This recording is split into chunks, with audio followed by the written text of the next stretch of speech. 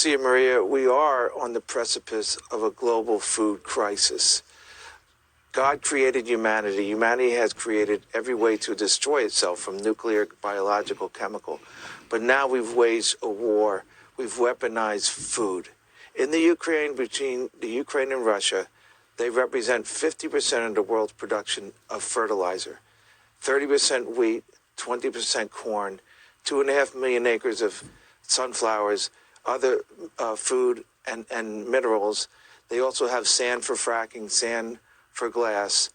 And, you know, they have, with Russia's doing with their land bridge, they're also cutting off the Ukraine to the sea. They've taken Mariupol pretty much. Odessa is left. If they cut off Odessa, then they basically landlock the Ukraine and they can't export. They can't either plant. Right now we're in the planting season in southeast Ukraine where all these products are grown. They've attacked irrigation systems. They've attacked train systems. And they've sent millions of women and children into exile. But let me say that we have provoked, in a way, this war by showing an incredible weakness around the globe and lack of resolve to protect the women, children, and the innocent. It started in Afghanistan when we left women and children behind. Usually women and children go first. We left them behind.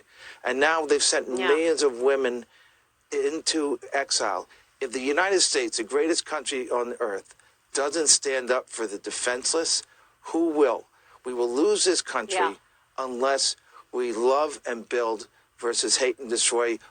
We've given the green light around the world for people to abuse and exploit women and children. We've given that green light by showing our weakness. This is Dabu 7.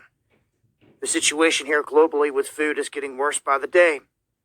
Some people ignoring the situation, but those that see what's coming are getting plans together and making moves quickly. As the price of things continue to go up, as inflation continues to kill the dollar, that is what is affecting Americans, but globally.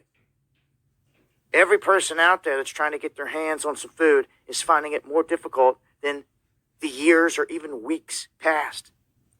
They're now saying that we're heading toward a famine here of large proportions, and it looks like, by all means, this is going to be staged and engineered because they got money for war, but not to feed the poor.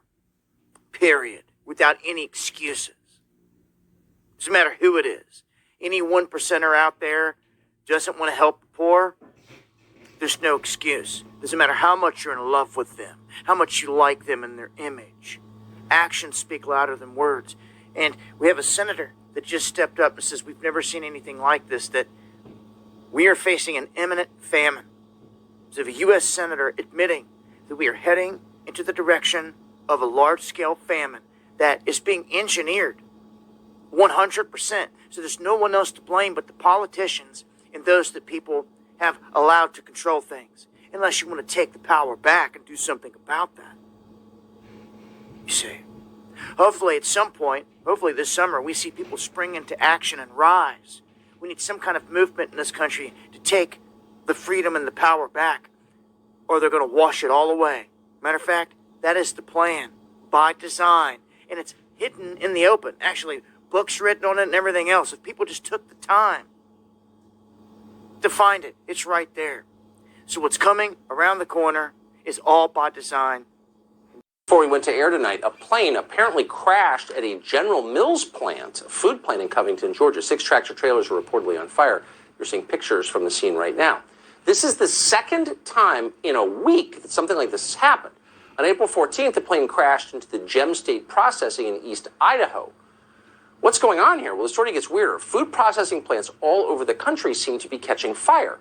A couple of days ago, a fire destroyed the headquarters of Azure Standard, one of the largest organic food distributors in the country. At the end of last month, a fire severely damaged a fresh onion packing facility in South Texas. In Oregon, a potato chip processing plant to support a boiler explosion that sent workers to the hospital. Here's a news report on that. Eastern Oregon, where crews are battling a major fire at a potato chip processing plant. Air 12 flew over the scene at Shearer's Foods on Highway 207 in Hermiston.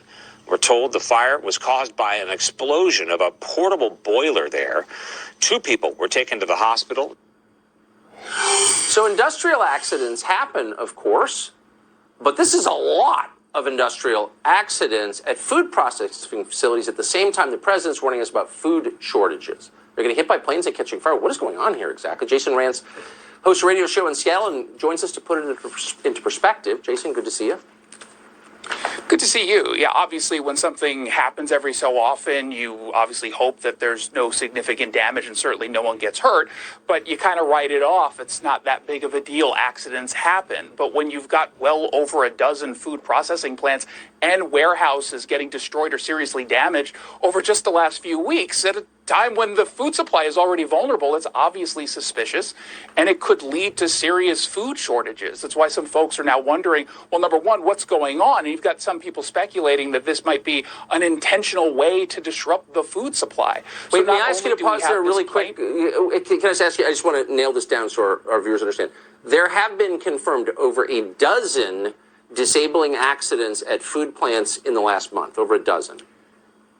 Absolutely. And we're talking about some really significant plants. The Taylor Farms facility in Salinas, California was completely destroyed by a fire last week. We've had two major potato processing plants in Belfast, Maine and Warden, Washington that were completely gutted, which is happening at a time where we already have a potato shortage globally. You were talking about the onion supply at that Rio Fresh, but it's not just produce plants. Last month, there was a fire that took out a Nestle food plant out in Jonesboro, Arkansas, and that's impacting frozen food brands like Hot Pockets or Stouffer's, which maybe you might buy if you can't get fresh food from a warehouse that just exploded.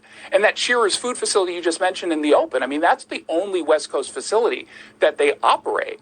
So there is some significant concern, of course, that this is going to impact the supply chain. Now, to be clear, the timing is very suspicious. It's obviously concerning. Police are saying that these fires are due to faulty issues with equipment, so they're not saying that this was intentional.